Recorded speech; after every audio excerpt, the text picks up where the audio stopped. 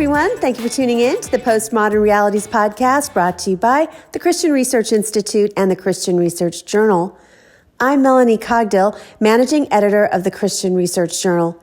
It's November 2022, and this is episode 316, which is the conversation about Christmas and the holidays, and we're talking particularly about St. Nicholas Day, Santa, the film It's a Wonderful Life, Charles Dickens' classic A Christmas Carol, and Jesus. Today's guest is Ann Kennedy. She has an MDiv and is the author of the book Nailed It, 365 Readings for Angry or Worn Out People, and blogs about current events and theological trends at standfirminfaith.org. Ann has written an online exclusive feature viewpoint article for the Christian Research Journal, and her article is called Take Joy, Santa, St. Nicholas, and Jesus. Now, our viewpoint column articles address relevant contemporary issues in discernment, apologetics, and cultural apologetics from a particular perspective that's not usually shared by all Christians. Now, we hope that the intended result is that Christian thinking on an issue is stimulated and enhanced whether or not our readers or listeners end up agreeing with the author.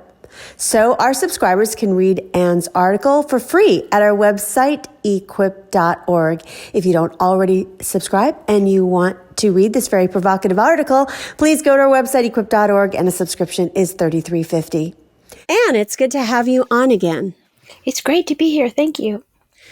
Well, today we're going to talk a little bit about St. Nicholas Day, which might be something that a lot of evangelical Christians haven't heard about before. It is observed in some Protestant traditions like Anglicanism, as well as in, for example, Eastern Orthodox tradition. And so a lot of people don't realize in the church calendar that this is something that was observed. But we're going to go and kind of address everything around how do you communicate the truths of Christmas or have Christmas traditions, given just the major, I think, emphasis in the West, specifically in America, with Santa Claus and the elves and the North Pole and writing letters to Santa, have you been naughty or nice, and those kinds of things that kids hear about from friends in the neighborhood or at school.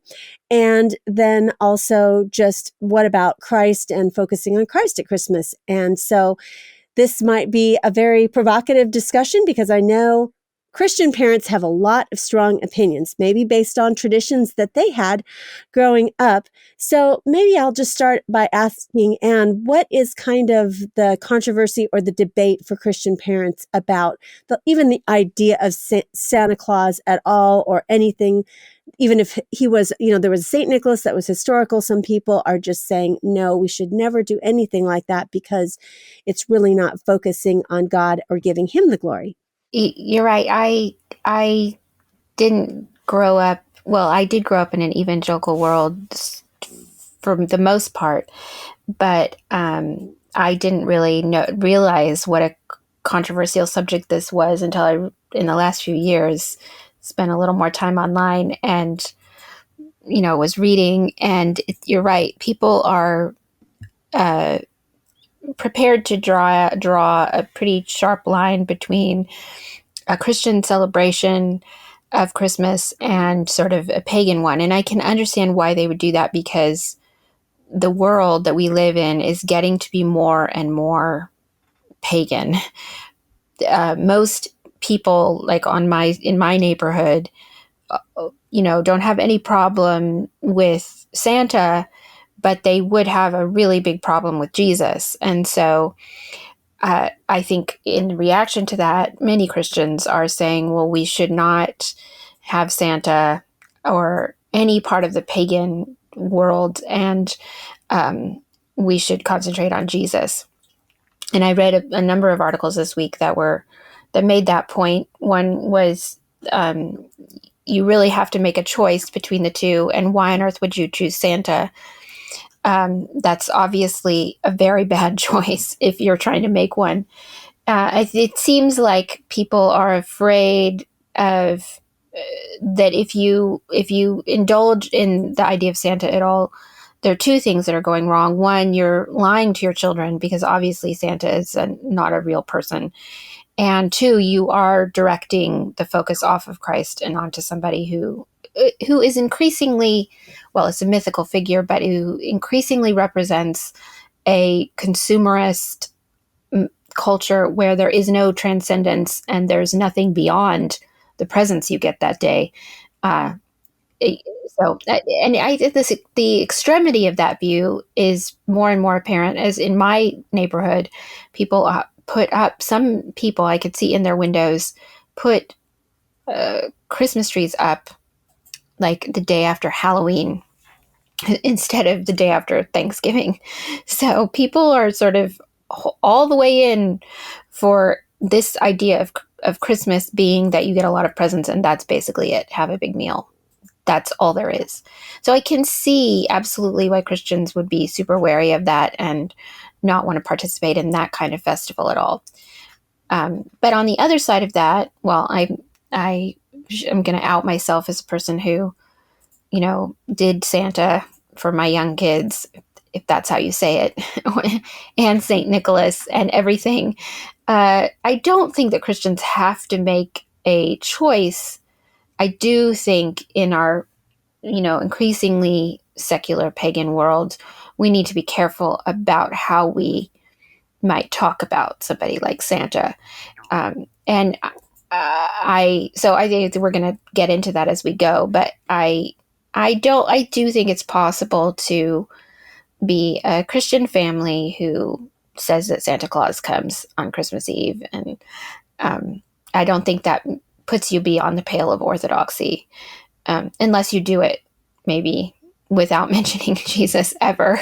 That would definitely be a big, big problem. Well, I did want to talk about it because my kids are grown now, but when they were young, I was probably in the atheist Santa category, and we did not do Santa at all. And I don't know if I even have the ubiquitous, on the Santa's knee photo.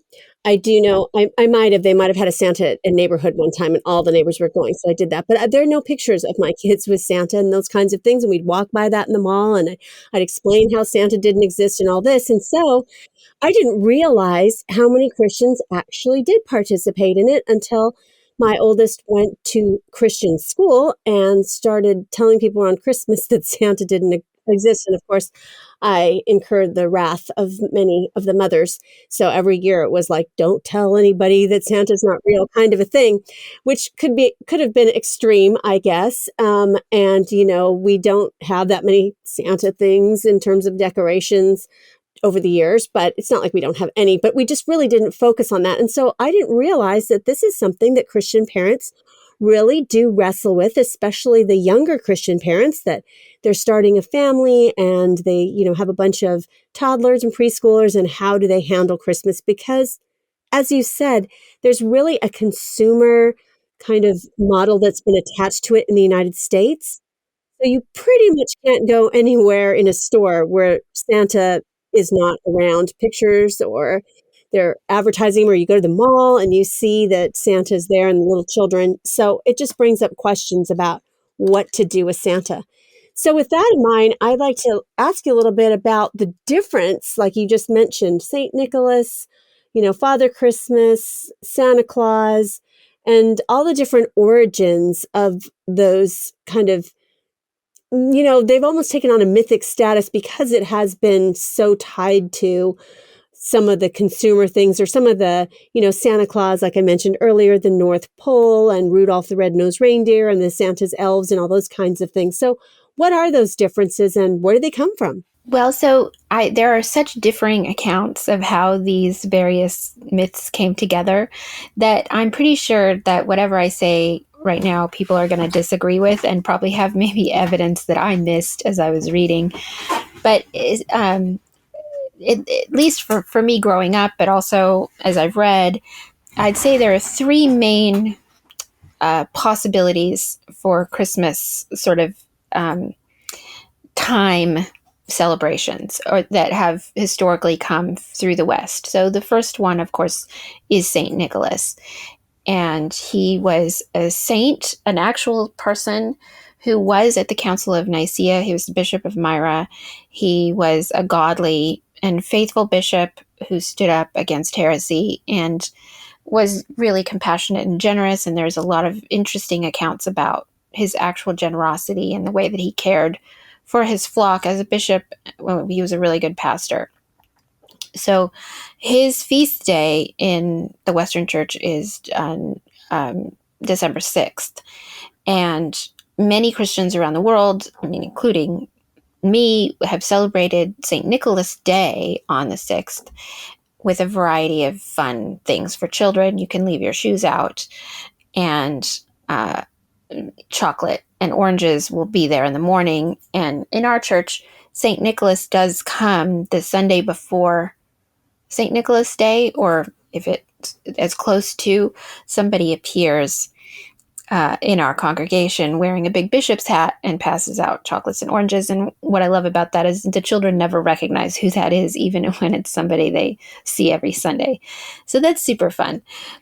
That figure, St. Nicholas, in some cases, many people feel morphed into Santa Claus, and I've seen that account in various different places, that St. Nicholas is basically the proto Santa Claus, and that the date just moved to Christmas. But other places I read said that really the English Father Christmas figure, or Lord Christmas, comes from Norse mythology and was sort of the spirit, or the spirit of Christmas, not the personification of Christmas, but there's through the English Middle Ages, there was a sort of a person, or they talked about Father Christmas, and he was a sort of a fairy or some kind of version of Woden, maybe, and that was not about getting presents. That was about drinking a lot of Yule or whatever, and being jolly and singing carols. Although I just read something today that said that Henry VIII, actually, that the English Christians did have St. Nicholas, but that Henry VIII tried to suppress that observing of that feast day, and sort of replaced St. Nicholas with Lord Christmas, or Father Christmas. I'm not sure. I read two opposite accounts on that question. And but Father Christmas for the English was, again, this sort of mythical fairy in the Tolkien sense of fairy, not like a little tiny fairy, but the sort of world that Tolkien built. I think Father Christmas would fit very well into that kind of space. So those, you've got Saint Nicholas. I don't know that they're competing necessarily, but Christmas was not a big deal in England, especially until more towards the Victorian period, the modern period. And so we really can thank two things for Santa Claus, the modern iteration of whatever amalgamation of these two figures that we have. You can thank Queen Victoria, who made a big deal about Christmas and brought a Christmas tree to England for the first time, and the presents, and making it more about children than before. I think it was before that a very adult kind of holiday where people would party, children would be sent to bed. It wasn't a child-focused holiday. But then the way that Santa Claus came into the American landscape was Dutch people in New York who tried to resurrect an observation of St. Nicholas Day and make a bigger deal about it, and make St. Nicholas the patron saint of New York City. And then, but then there was the poem, which became The Night Before Christmas. That's really where, for Americans, the idea of Santa, not Father Christmas, not St. Nicholas, neither of them really, but Santa coming down your chimney, giving you presents. And from there to Coca-Cola, you get the picture that we have in most malls of a jolly red suited fat man giving candy to children and making them cry, as far as I can tell. I never took my children to see Santa in the mall because I found him personally scary. So we did a sort of mashup of St. Nicholas and Father Christmas. And, sometimes we called him Santa, sometimes we didn't. It's holiday time, and it's time to think about giving gifts to family and friends. And I think the Christian Research Journal makes a very unique gift. For $33.50, they will get the print edition to their door, as well as access to all of our online exclusive feature articles, film reviews, television series reviews, and book reviews. And I think we do a good job of keeping up on the latest pop culture trends, where we can give a biblical perspective to some of the hottest new things that are happening, anything from self-care to a really hot series like last year's Squid Game. And I think this would make a great, encouraging gift for your pastor or for a church staff member, because frankly, with all the ministry that they have to do with church, it's hard for them to stay up and have to watch the latest television series.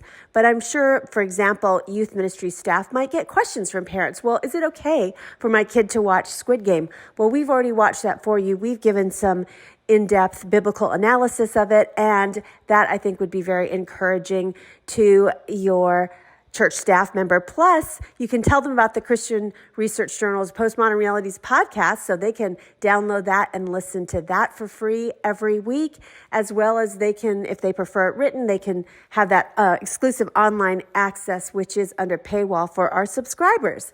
So I think it makes a great gift. Now, we really appreciate you partnering with us, and maybe you're going to get some Christmas money and you would want to get a gift subscription for yourself. I mean, just a subscription for yourself. That would be one thing you could do. And the other thing is just partner with us. I really appreciate it if you just tell a friend about the podcast and about our website, equip.org, where there's literally thousands of journal articles up there for them to be equipped by, as well as, it would really help us out with the algorithm online, because the more people that rate and review something, the more that the algorithm thinks, this is interesting. Maybe somebody else would be interested in this. Just head on over to Apple Podcasts, which is really the place where you can do podcast reviews the best for the algorithm for the internet. And if you go on there, a starred review just literally takes like a few seconds. But even better yet, if you could spare a minute or so and just write out a sentence about why you enjoy listening to this podcast and appreciate the content in the Christian Research Journal, that would be great. If a subscription or gift subscription is not in your budget, we're always grateful for tips. You can tip us to help us keep bringing you this free content. It's easy to do. Go to equip.org, click on Journal, click on Postmodern Realities Podcast, and there's a link at every single one of the episode landing pages. And so thanks for thinking about us and making us part of your holiday gift giving, as well as just getting the word out about our content. You're listening to the Postmodern Realities Podcast, brought to you by the Christian Research Institute. Well, what are some of the modern traditions associated with Santa Claus, and where did they come from? I typically think of parents, I don't know, threatening is the right word in terms of discipline, but like, are you being naughty or nice? Or when Santa looks, have you been good more than you've been bad? And that's another reason why some Christians are against Santa, although mine was more like Santa's not a real person. And Santa Claus from the North Pole is not a real person back in the day when my kids were young. But what about those kinds of things and writing letters to Santa? And so if we write a letter to Santa and we put it in the mailbox, which by the way, the USPS does accept, maybe you can get whatever you're looking for, or kind of like this, not omniscience, but it's like Santa knows everything, so he can see you and what you're doing. And also you can go to the mall and sit on his lap. And then if you tell him all the things that you want, that's what you'll get from him at Christmas. I mean, some of the most famous Hollywood Christmas movies, everyone remembers The Christmas Story with the Red Ryder BB gun.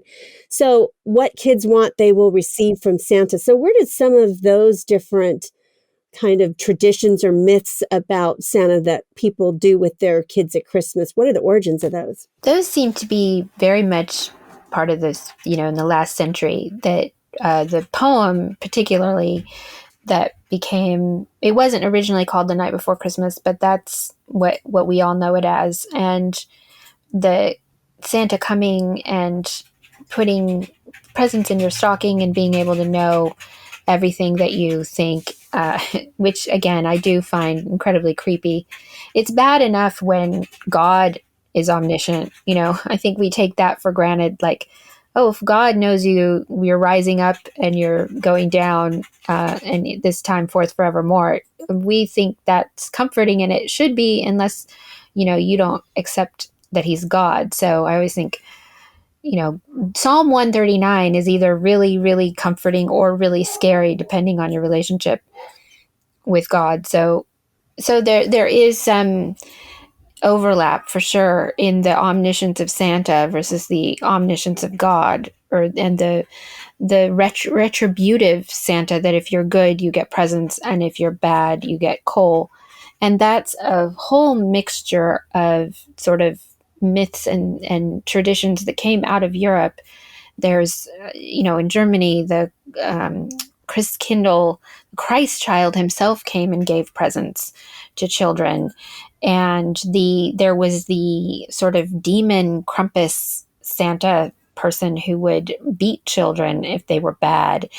And so there's some sort of fairy myths through Europe, including Saint Nicholas, who was said to have paid the dowries of poor young girls who couldn't afford to get married, and threw bags of gold through people's windows. All those myths sort of came together, and I think they were the perfect storm for the Victorian period and the Industrial Revolution to have a holiday that was particularly associated with childhood and toys and consumerism, and but you could make it into sort of a spiritual thing where your goodness or badness was relatively known to the world by what you got in your stocking. Although, I mean, of course, children just get presents, even if they're bad. Nobody actually doesn't give them anything if they're bad, which I think, if you really don't know how to discipline your children, maybe you could try not giving them anything at Christmas and see what happens. I wouldn't be bold enough to do that. So the way that it's played out in America is like many things in American life, where they were sort of charming and it was fun. I love the Christmas Story movie. I think it's childhood at its best and most terrible at the same time, but it just has gotten swallowed up in our general move towards consumerism and individuality. Those two things go together and have seemed to swallow up so many cultural traditions that we've had that could have been harmless and fun, and that are now indicative of the spiritual decay that we're suffering as a community. I mentioned at the beginning of the podcast that various Christian traditions that are more liturgical observe St. Nicholas Day. So in the West, with Anglicans, Roman Catholics, and Lutherans, it's earlier in the month. And then in the East, with the Eastern Orthodox, their St. Nicholas Day is December 19. So how have Christians historically engaged with these various figures, whether it's, Father Christmas that you were talking about, or St. Nicholas, or, we kind of covered the controversy over Santa Claus, but it does sound like a lot of Christians, including yourself, did opt to do some modified version of that. I think through European history, there probably wasn't very much controversy until I think that Puritans obviously had a huge problem with St. Nicholas. The English Reformation had a big problem with saints and the veneration of saints. And so I think certainly at that point, it would have become very controversial, or maybe problematic for some Christians to engage in Christmas kind of traditions that involved maybe what felt like pagan roots. But I think for the most part, across Europe, Christian people celebrated St. Nicholas Day as a fun thing with children putting their shoes out and getting chocolates in them, and maybe a really nice meal. And in Holland, they added the element of a very, very not PC problematic element of Black Peter, who was St. Sinterklaas's sidekick. It's interesting reading about Europe and Christmas is the number of dark elements that creep in and are held side by side with Christian tradition. I think most people didn't have too much problem or too much trouble having Jesus and going to church and the Christian festival, and then bringing alongside a lot of other little traditions and um, fun things and maybe scary things. And that's part of the business of being human, is that we manage to hold things together that are not maybe suited to be together. So it kind of depends on what kind of categories you put them in. You get an immense number of category errors as you approach Christmas. But I think it was possible through till the modern period to have traditions and meals and sort of myths about the spiritual world and still worship Christ and not feel a spiritual disconnection or dissonance between those two things. It seems to me, though, that the current, discourse now in modern America around Santa or St. Nicholas is very different than that. I think so many Christians feel like it's a stark choice. If you are doing, leaving out plates of cookies for Santa, then you're rejecting the truth of the gospel and the incarnation of Christ. You're not focusing your children on the incarnation, and you're getting them to hope Santa will eat the cookies, which, he can't come down chimneys because there's no such thing, right? Kind of a thing. It just seems that there's a different discourse now in the church or among Christians, or at least evangelicals, I would say, as opposed to other Christians that might be in some more liturgical traditions that still keep all kinds of different days within the church calendar. I mean, most Christians now, the majority of people who call themselves Christians in the United States are probably more in the broad evangelical, non-liturgical column that go to mega churches or very contemporary churches, and there's no liturgical calendar following there. So it seems that there's just more of a drawn line on this subject. That is true. It's interesting to see, because I would say, as a Anglican, a lot of the traditions that people have that maybe don't include Santa but are a big part of evangelicalism. Like, I was just noticing on Twitter that because Christmas falls on a Sunday this year, there's an ongoing debate about whether or not Christians should have to go to church on Christmas Day. So this is one maybe cultural divide within evangelicalism, is that I would say going to church on Christmas Day is non-negotiable. That's the way that you put Christ into Christmas, is by going to church on one of his most holy feast days and celebrating who he is. And then everything else sort of is extraneous to that. There's a lot of fun things. There's a lot of sort of fun jokes. If you're the kind of person who, if you're going to have, quote, Santa come and the children leave cookies out for Santa, there's different ways of doing that. You can do it in a very serious manner, as if you personally really believe that Santa is a real person who will come down your chimney. Or you can do it with sort of a wink and a joke. Like, my children would often say, is Santa real? And I would say, I have no idea. Why don't you go ask your father? Go ask your friends if he's real. And you joke along. You would say about things that are mysterious and fun in childhood. Of course, you tell children stories because it fuels their imagination. It fills out the furniture of their world and the way that they think about things. So I would say to parents who would never want to countenance a mythical figure like Santa, well, what do you do when you read fictional books? What do you say about Aslan? And of course, there are Christians who think that it's wicked to read Narnia books because it includes magic. That's way that I'd say that's probably on the farther limit. But Aslan is a mythical figure, and we can tell stories about him. But he can be a sort of a type or a figure of someone who shows you a deep truth about who God is. And I think that Santa or Saint Nicholas can be that kind of figure. Or he can be a figure that draws you away and tells you lies about the universe, about what you're owed, about working for your salvation. So there's different ways to interact with the myth. And, but that's a sort of extraneous conversation to say, well, how do you put Christ into Christmas in a world that has deliberately and painstakingly removed Christ from Christmas? How do you as a Christian put Christ into Christmas? Is it by taking Santa completely out? Or is it by totally reorienting your life around the community that worships Christ? That's the church.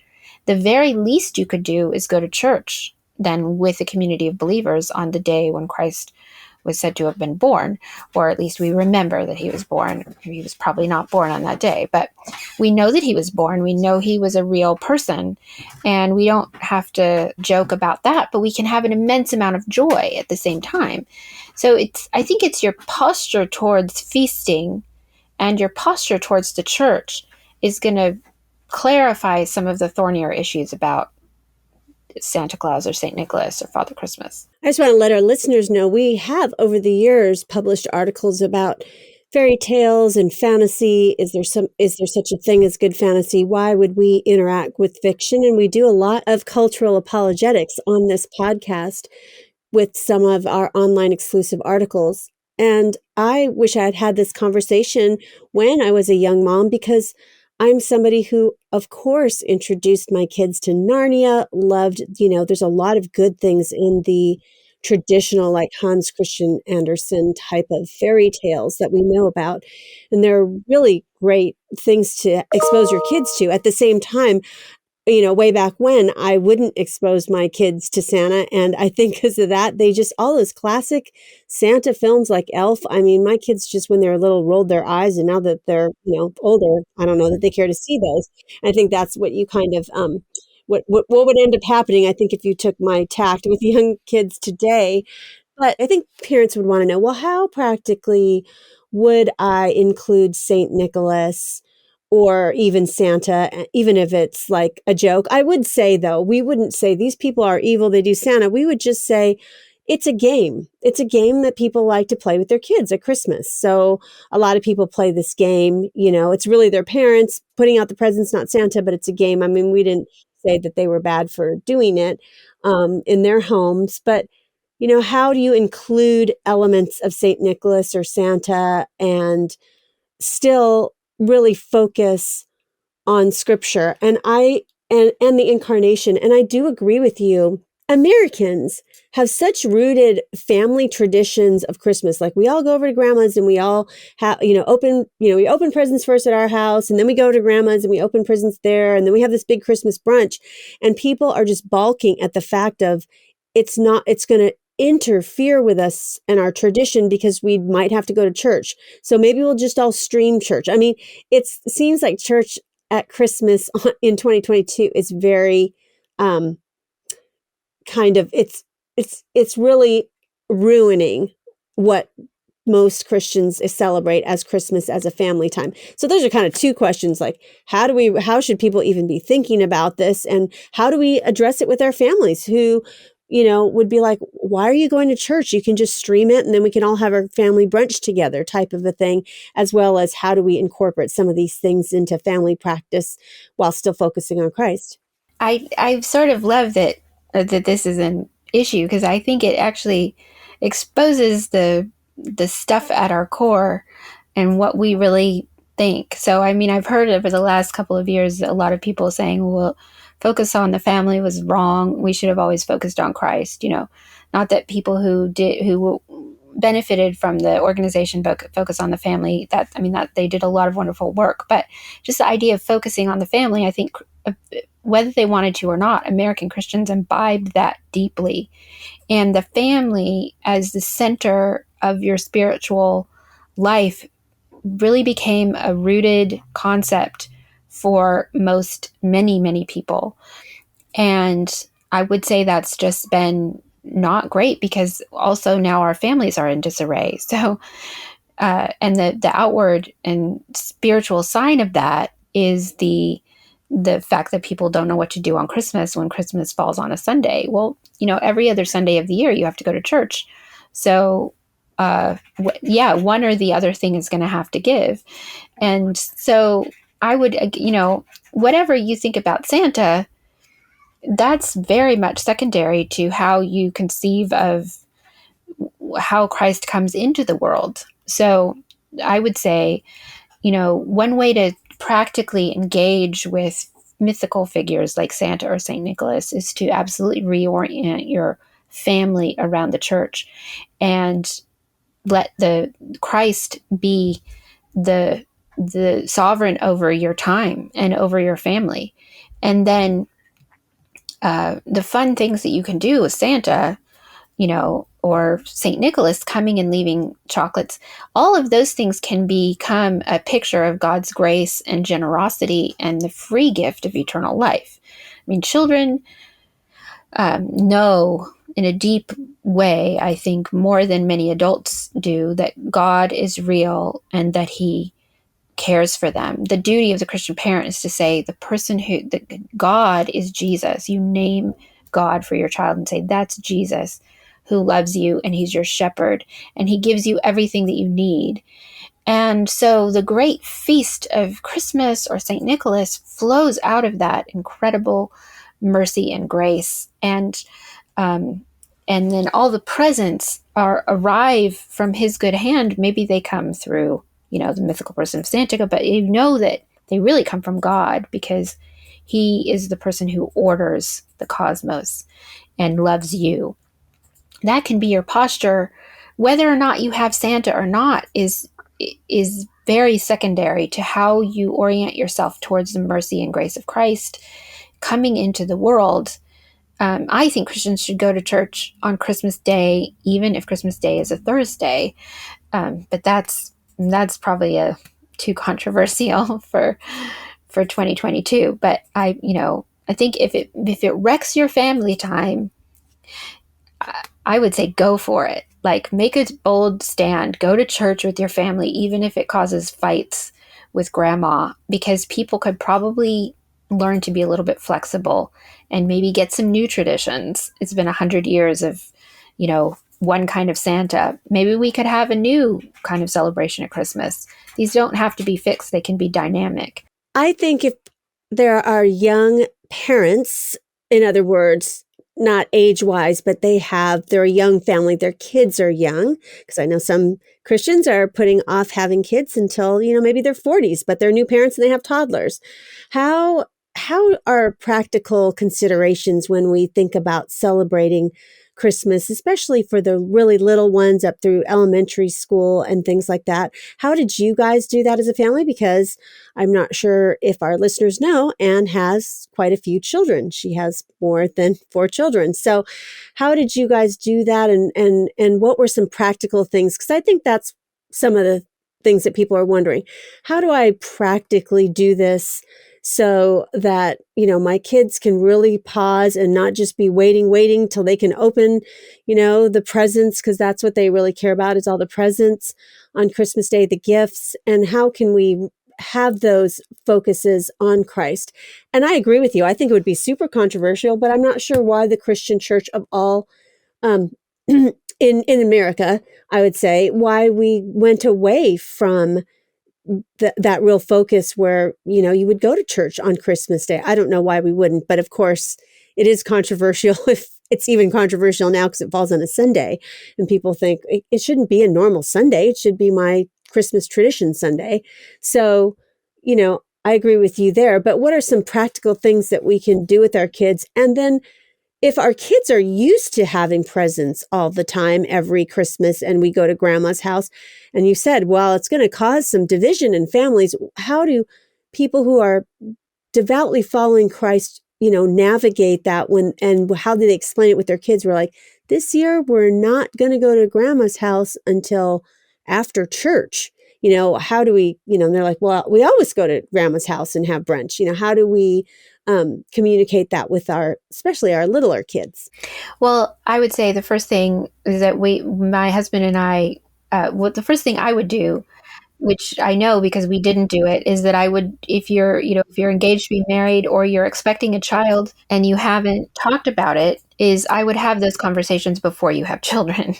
We didn't have any conversations with each other before we had children. And so we had very opposite ideas about what Christmas should look like. I grew up in a very kind of spare Christmas world where it was a church celebration, and we celebrated St. Nicholas Day, but I grew up on the mission field, so we did not have the opportunity of filling our house with presents. We had to make things by hand, and we had to spend all day at church, even if we didn't want to, because that's what Christians did where I grew up. So my husband grew up in the very American, Santa comes, fake snow. Everybody keeps saying that Santa exists, even when all the children are 35. Nobody ever would say that Santa doesn't exist. So when Matt, my husband, is asked, does Santa exist? He says, I think so. Nobody's officially told me that he doesn't exist. So he just, he loves Christmas so much, and it should be a time of voluble joy. So we didn't talk about it. And we had, some hissing fights over the heads of our little toddlers when we were really young, trying to figure out what our own family tradition was going to be. So my first recommendation is get on the same page with each other about what to do. And the second thing I would say is make some new traditions for yourselves, because you're going to have different ideas. People are all over the place on this question. And it's not so much, I would say, it doesn't matter so much where you land as that you agree with each other about the goodness of what it is. And you should keep fighting until you can get to that same place. And what we've landed on, which has actually turned out to be really wonderful, is that I get to have St. Nicholas Day, and I make a big deal about it. St. Nicholas comes, my children still leave their shoes out even though they're teenagers, and I give them something really special on that day that they would never normally get for Christmas or any time of year. And then we have a really nice meal together, and St. Nicholas comes to church on a Sunday in the middle of worship and hands out chocolates and oranges to all the children. But Santa doesn't come to our church on Sunday. That's not he doesn't appear Santa doesn't appear at our church for any reason. So if you want to see Santa, you have to go to a mall. But then again, we told our children, because my husband didn't want to give up Santa, that St. Nicholas was a real person who was let out of heaven on December 5th. And we kind of chuckled while we said it, and they were like, what? We were like, yeah, you can't leave heaven, but just one time a year, sure.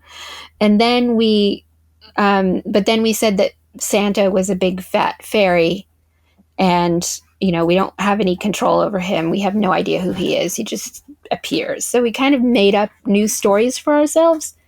But then it didn't matter, because we go to church on Christmas Eve for several hours and have a big celebration. And we go to church on Christmas Day.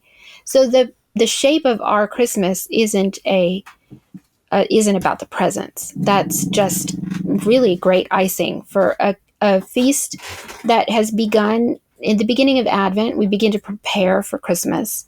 We have 4 weeks of preparation. We have St. Nicholas Day, St. Lucy's Day. We have our Advent candles, and the music. No, there's no Christmas music in our house before Christmas Eve. We decorate our house very late, but we build in anticipation towards the feast of Christmas, which includes presents and fun and joy.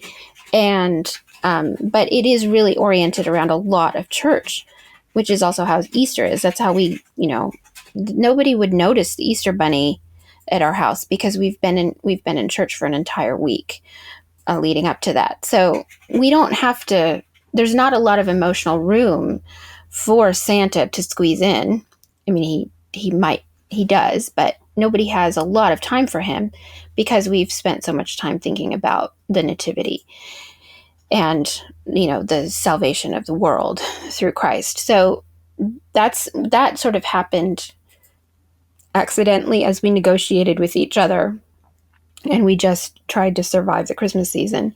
And it's turned out to be really, wonderful, because we're not fasting we're not denying anything in the world that people love. We don't have to get into fights with people about Santa, because that's fine. Everybody can do what they like.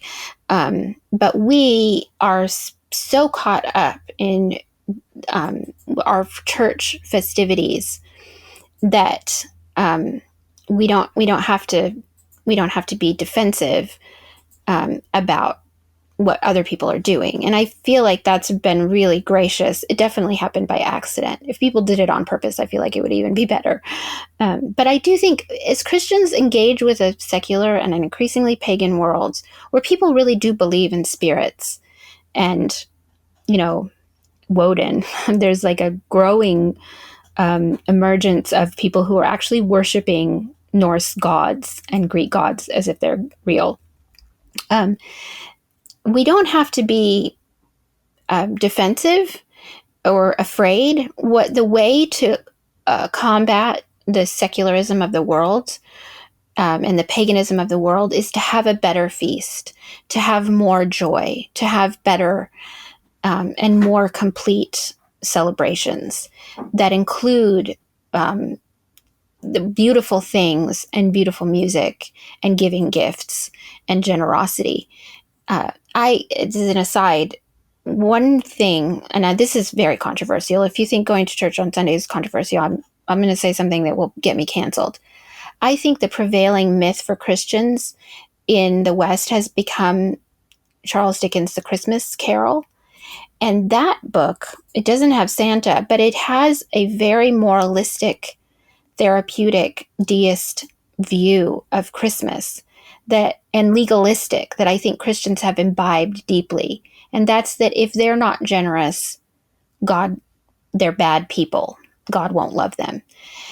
That sits deep at the heart of Christians in America. And I would say that that's worse than believing in Santa, because it's more insidious and it's harder to overcome.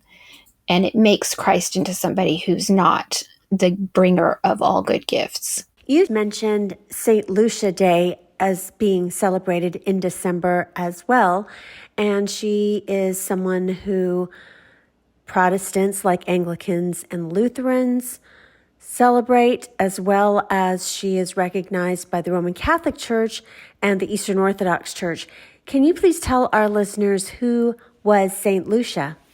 St. Lucy is a beloved holiday, especially if you have Scandinavian heritage, which is why I think Lutherans maybe celebrated it even more than other kinds of Protestants, although I know a lot of Anglicans who do. St. Lucy was martyred under Diocletian, I think around 304, and the legend says that she brought food to Christians hiding in catacombs, and she wanted to be able to have both of her hands free, as any woman does, and she made a wreath of candles and to light her way through the dark catacombs in order to bring as much food as possible to hungry Christians.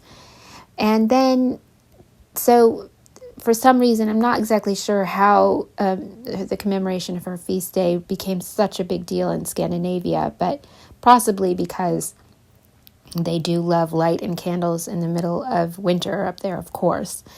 That St. Lucy's Day is a big deal, a sort of national holiday even in Norway and Sweden and Finland, I think. And little girls especially will dress up in white dresses with a red sash, and they'll wear a wreath of candles, although now I think the commemoration does not include actual lit candles on the heads of little girls. I think most people use little sort of fake battery-powdered candles. But then if you're interested in celebrating her feast day, she's especially associated with saffron bread in the shape of S's and ginger biscuits. So it's quite a delicious holiday, and for many people, it's kind of the kickoff, towards the season of Christmas, kind of in the way that St. Nicholas is for other people. If you're wondering how to get into the spirit of Christmas, some of these feast days are ways that people do that and just get, it's very festive and fun, and all about the food, really, in the case of St. Nicholas and St. Lucy.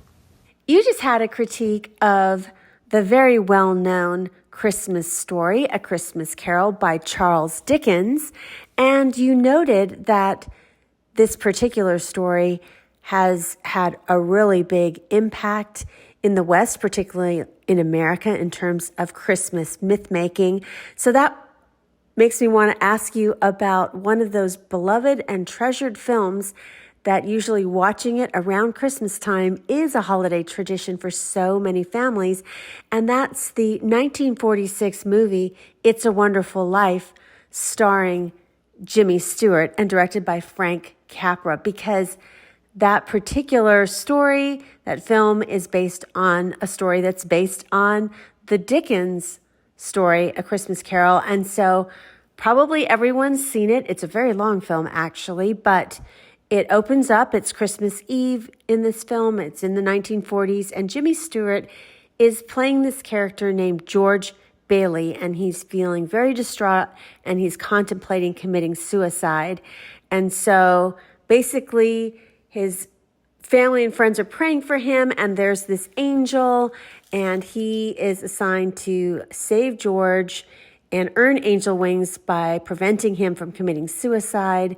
And basically it's kind of the same thing as A Christmas Carol. He looks back on his life and all the good things that he's done, and that's why it's called It's a Wonderful Life. So what about that? I mean, what about retellings of A Christmas Carol? It seems like it's one of those things where it's such a feel-good movie. There's so many things that you didn't realize that you've done, all these good works that you've done that have helped others. And so what would be wrong with that around Christmas time to focus on it? That's a really interesting question. What's wrong with a movie like that? And I think at a basic level, there's nothing really wrong with a fun movie. I just think that many Americans, including many Christian Americans, who worry about putting Christ in Christmas, confuse moral lessons for the actual worship of Christ. And so It's a Wonderful Life is full, as you said, of sentiment, but it's also full of incredibly bad theology. It's definitely a sort of works righteousness view of salvation. I found it very guilt-laden. This man, it's supposed to comfort you, but, when I watched it as a kid, I thought, oh my word, I have to do so much stuff now in order to really be embedded in a community, I guess. Maybe watching it as a young person is maybe a bad idea. I don't know. And then the whole business about getting your wings, that's a terrible theological idea. Fun, perhaps, but I think a lot of people do think that angels have to earn their wings, and that when you die, you get to be an angel. Both of those things are not true.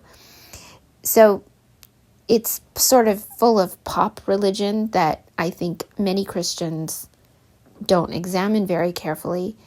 And for me, if you're going to celebrate Christmas and include in that celebration ideas about Santa Claus or St. Nicholas, the point that you want those mythical figures to make is a message of free grace. So St. Nicholas comes to children who cannot help themselves and gives beautiful gifts. Chocolate is a wonderful thing to receive, and it's not based on anything you did other than waking up in the morning and finding a glorious feast. And that's how I would incorporate Santa, as a way that points to the grace of God rather than the works that most people think are required for God to love them. And because that points to the sort of rat race that people get on in Christmas. They need to keep Christmas in their heart all year, or they need to fulfill all the obligations that they have to their families. I mean, I'm big on obligation and duty as a cornerstone of the Christian life, but that flows out of the free gift of grace. And that's what Christmas is about, is the free gift of God's grace to the world to save us from our sin. Before we even wanted that salvation, we couldn't do anything to earn it. So if you really wanted to use Christmas as a teaching time, excising moral therapeutic deism from your celebration, for me, would be much more important than excising mythology or, fun traditions or any of this sort of dubious stuff that we all like. Those lessons of whether you work for your salvation or whether you don't work for it, those are much deeper and more crucial for the Christian life. You mentioned a phrase that is moralistic therapeutic deism. Could you please give some background on that phrase? What does that mean exactly? Moral therapeutic deism is a term coined by Christian Smith. I think the name of his book is that term.